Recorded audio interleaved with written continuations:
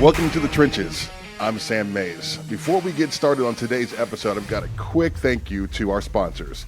MidFirst Bank, Laser Light Skin Clinic, the National Cowboy and Western Heritage Museum, Fire Lake Casino, and Oklahoma Ford dealers. Remember, drive into your best Oklahoma Ford dealers today for the best deals on Ford's full lineup of trucks and SUVs. Ford is the best in Oklahoma.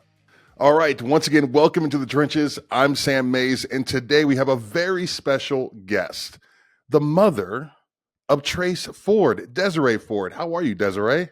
I'm good. How are you? I'm doing excellent. Thank you so much for joining me today. I was in the airport thinking about what would be a great way to kick off Bedlam week and just some of the stories that we've had this season. And I thought, man, I reached out to Desirae a few years ago to do a parent podcast on a former podcast that I was doing. Why not lead this week off with you and the conversation surrounding your son, this incredible journey from Edmond, Santa Fe to Oklahoma State, and now he's an Oklahoma Sooner. I'm so thankful to have you today. Thank you so much for your time. Thanks for having me. All right, so let's start off in the very beginning. I think every mom likes to talk about their kids when they're little. Mm-hmm. It's that Division I story. Trace Ford, Edmond, Santa Fe. What was he like as a kid? What was he like at Santa Fe? Has Division I football always been a dream of his? As a kid, he was very rambunctious, just from the full of energy, running around the house, jumping off. We used to, we're afraid he would injure himself because he's jumping off the coffee table and stuff when he was like one, and just full of energy. Growing up, let's see, kind of the same. Like Trace has kind of always just been very rambunctious. And did he always want to be a Division I athlete? Like it wasn't really something that we talked about in our house. We don't have any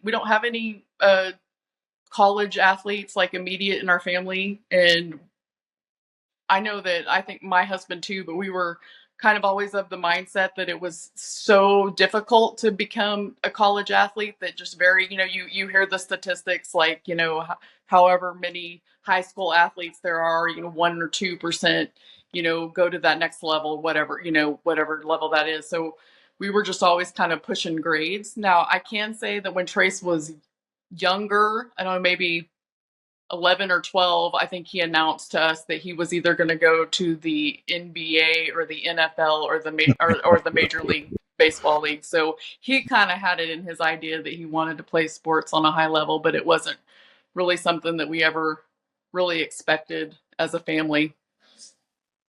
So I love the fact that he had all the bases covered, right? Like football, baseball, basketball, one of these things I'm going to be great at. I could appreciate the attitude there. That's awesome.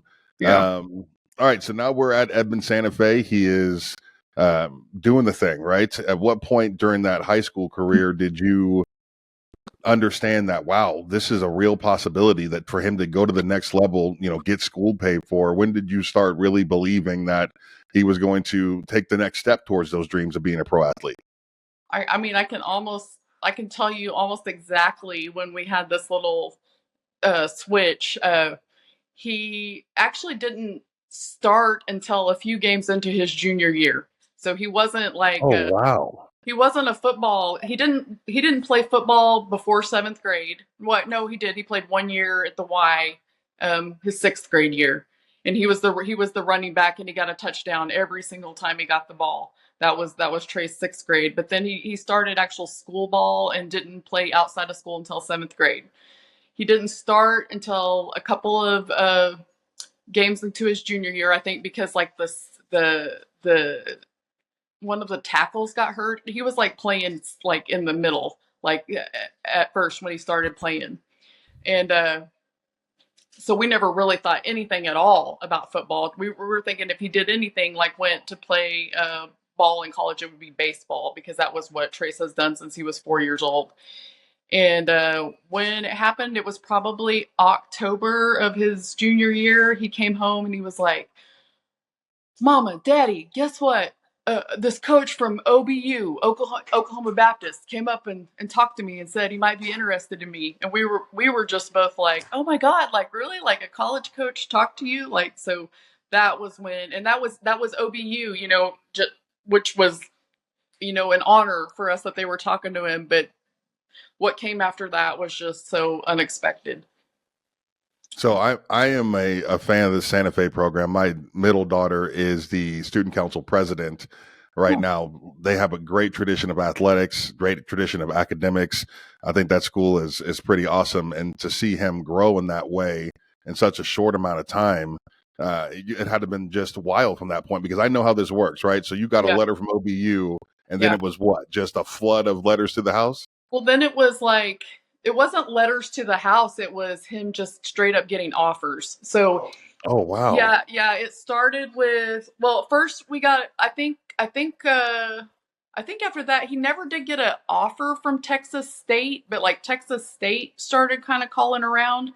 But then after that, Coach Kenny Dillingham was coaching quarterbacks for Mike Norvell at Memphis, and he came and saw Trace at Santa Fe, and he called Coach Norvell and was like, I'm going to offer this guy, and he offered Trace then. That was like in January of his junior year, and then they just started to come one after the other after that, just straight up offers.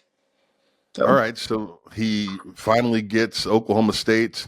Like, what was it? How was that? What was that first contact? Who was the coach that recruited you there? I believe it was Richmond, Coach Greg Richmond. Greg That did Richmond. most Okay. of the recruiting. Yeah. Okay. So Yeah. yeah, I played with Greg at Oklahoma State in the early 2000s. He's a good coach, a good Mhm. guy. Mhm. And so what were the other big D1 offers that he had?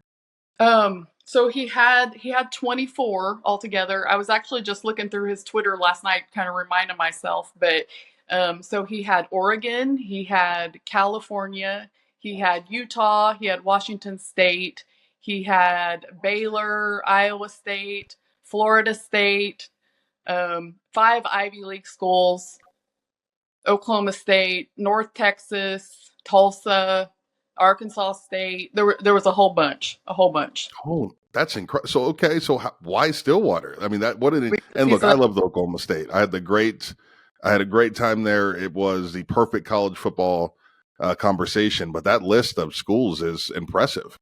Yeah. Because he has friends that he's grown up with since kindergarten, and he still has like a close knit group of friends that he's always grown up with, and he's got a big family, and we're all really close, and he just ultimately wanted all his people to be there to support him. So that's why he chose Oklahoma State. Well, he gets on campus and almost immediately has an impact on the football field. As far as I can remember it, I mean, we're talking NFL draft conversations with him. I mean, almost as soon as he began to start at Oklahoma State. Mm-hmm. What were you feeling at that point, right? Like he's on campus. He's a D1 athlete. Part of this dream has come true. And then almost right off the bat, you're seeing him not only play, but shine on the football field. It's amazing. I mean, it's just like you say, a dream come true, but it wasn't even like a dream that I ever even like had, because I just didn't even know it was, a possibility. We just didn't grow. We just didn't kind of grow up, or not. We weren't like wired that way, if that makes Right. sense, to even think that way. And so as it started happening, and as Trey started, showing what he had out there, it was just, I don't know. It was just, I don't know. I just felt like I was in a dream. I still feel like I'm in a dream. Like everything that happens, I feel like it's just icing on the cake, Right. Yeah. So then you started dealing with the injury bugs, right? We were talking about, was it 2 knees that he had at Oklahoma State? Mm-hmm. Both knees. Yeah, both knees. Both knees. Yeah. What was that like going with? I know the injury stuff can be very isolated. Having to rehab by yourself. How did he handle those moments? How did you handle those moments? It was hard for him, and so for that reason, it was hard for me, because as a mom, I just want him to be happy, and so if he's not happy, then it was hard for me. So, but yeah, it was hard for him. I mean, Trace likes to be out there. He likes to play. He's not a spectator. He's never been a spectator. He's not a guy that sits and watches sports on TV all day. Like, he plays sports, and he kind of, it might be in the background and he's paying attention, but he's not, he's playing Call of Duty, while the football game's in the back. He wants to be competing. He wants to be doing Right. something. And when he was 6 years old, he was playing shortstop and he was running to get an out. A boy was running from first to second, and they both like slid into the base at the same time, and the other boy fell on top of Trace and he broke his leg and had to be in a cast for like 6 weeks or like. And I remember the doctor telling him he wasn't going to be able to play baseball for a couple months, and just the big tears just rolling down his face. So yeah, he takes it hard. So Yeah, can't be I can't even imagine. Like yeah. I fortunately didn't have an injury when I was in college, but to see him go through not one but two, Mhm. get back on the field, still be one of the star players. I mean, you've got to be just the competitor that he is Mhm. just exceptional. Yeah. No, I agree. He impresses me all the time. I don't know. I don't know how we got so lucky. All right, so now here's the part that I think a lot of people are interested in. It's now his final season, right? He is playing football this very last year. He decides to make the switch, hop into the transfer portal and test the waters. He's got offers from several different schools, including USC, which I thought was an unbelievable opportunity. But he ends up in Norman, right? Just an hour to the south of Oklahoma State, the arch nemesis, the rival. He is now an Oklahoma Sooner. What was that decision like? How did he come to it? What were you thinking when it happened? I mean, what an unbelievable move. I To use a cliche phrase, it was not on my bingo card. I never in a million trillion years there. I work at a hospital, and there's this one doctor up there that was always telling me ever since Trace first started at OSU, oh, when's he going to transfer to OU? Because I live in Oklahoma, there's OU fans around me everywhere, Everywhere. and Yeah. when's he going to transfer to OU? And I was like, ha ha ha, that's never going to happen. And I believe that 100%. So, um, what was that like? So first of all, the whole going into the transfer portal and the starting the recruiting thing over was overwhelming because we had no clue, first of all, that he was going to get so much response, and he didn't either. And so I hadn't taken time off work, hadn't planned for it, and all of a sudden everybody's like, oh, come over here for an official visit, come over here for official visit. So it was just very busy and overwhelming. And um OU was all over him very, very quickly, very adamant that, he was a guy that they felt like was a good fit for their program and they wanted him. And I remember we sat down with Miguel Chavis at a S&B burger down the road here. And I was like, no, I was like telling him, I was like, it all sounds good. I'm like, but you don't understand. I was like, what was your rival? It was who did he say it was? Clemson's rival is Oh, I who wouldn't is even it? know. Florida State, maybe? No, no, it's like, was it South Carolina or Oh, yeah, maybe South Carolina. Yeah. it's like their big rival game that they have every year. And I asked him who it was, and he told me. I hope I didn't get that. I probably got that wrong. Someone's gonna laugh at me. But I was like, it would be like someone transferring from that school to that school. And he was like, then he was kind of like, oh. So it was, even then, I was like, I didn't think it was a good idea. I knew all of the backlash that he was going to get. Right. I knew that Oklahoma State fans, would be hurt by it. And I don't, we don't want to hurt anybody. So it was a ride. What was the and you don't have to go into a ton of detail here, but I have to ask, what was the deciding factor to even get into the portal? Right? Just was it an NIL conversation that he wasn't able to have in Stillwater? Was it I, he just needed a different feeling or different location? What I got mean, him there? I can say, I mean, people can think what they want, but unless they're out there, in it, then they probably really don't know. But like the NIL thing is not what everybody thinks it is. At least it's not. It wasn't for Trace, for sure. Like he probably, as far as compensation, would have been equal anywhere, including Oklahoma State.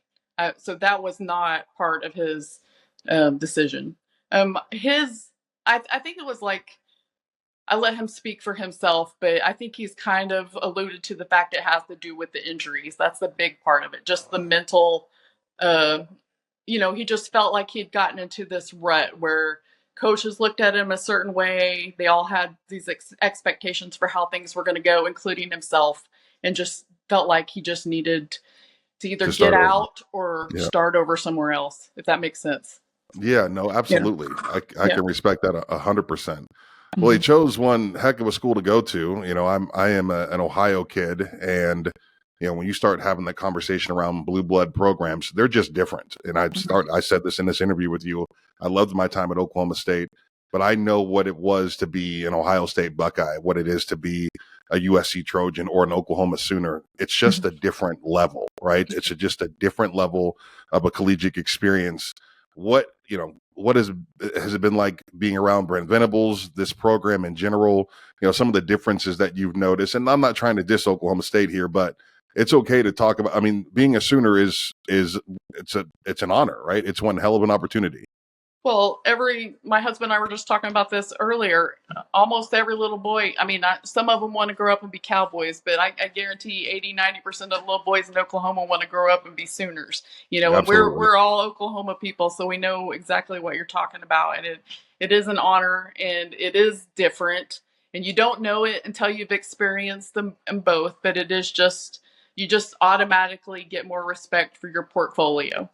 and 100%. and right, and for the fact, and you keep, they just continue year after year to put a good, product on the field and compete.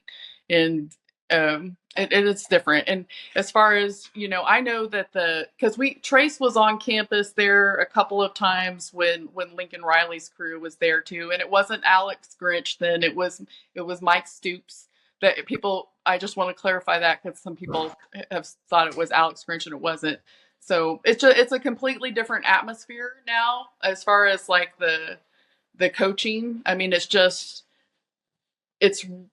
they're just really good guys. You could tell they care about their players. They believe in all the stuff that they're saying as far as, being good people and good teammates, and, playing for each other. And Venables he's just a leader.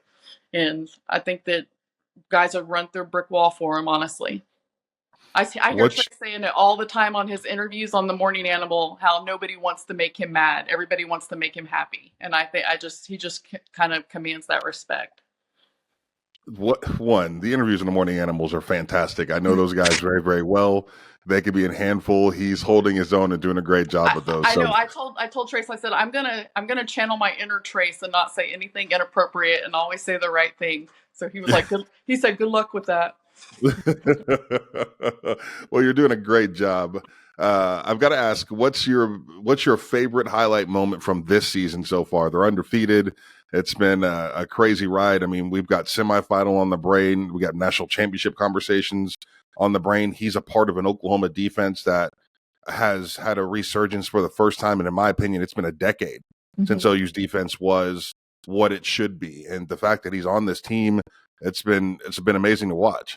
Yeah. The goal line stance at the Texas game. I mean the goal line stand. It was that was incredible. I'd seen Jim Knowles' defense do that before, and that was amazing to watch. And it was amazing to watch again, Brent Venables' defense do that. So that's that was my favorite thing. And Trace has had a couple of plays this year. He's had a couple of embarrassing moments, that they like to talk to him about on the Morning Animal. And all that stuff is it's fun to watch. But I really like the team aspect of it. I like to see the team get it done.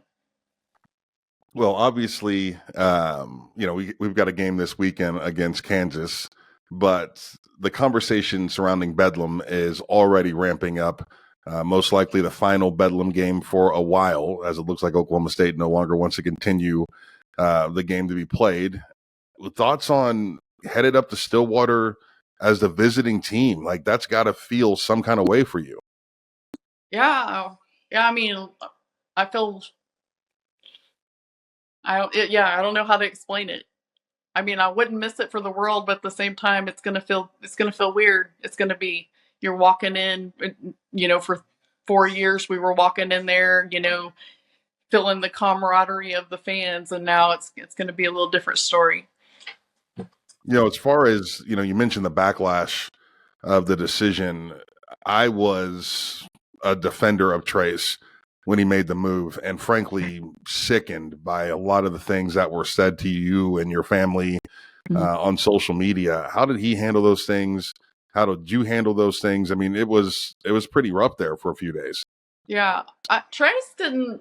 He's pretty unfazed by it.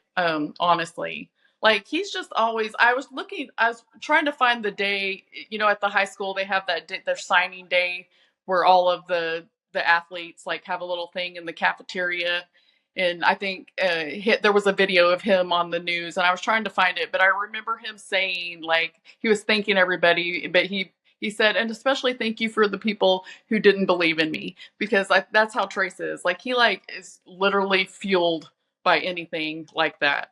So it doesn't bother him at all.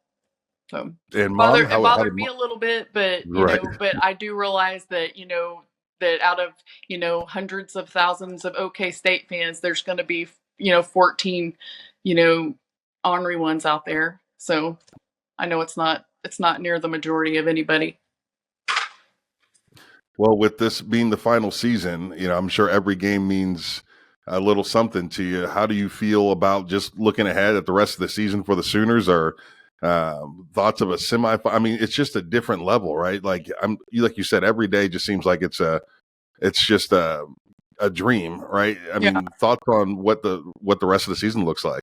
Well, I don't want to have to knock on wood or anything like that, but I was looking at my schedule last night and I was trying to make sure that I'm off for the January 1st and January 8th so that I'd have some. So, because you just got to plan for those things, make sure someone can cover you at work, but just in case.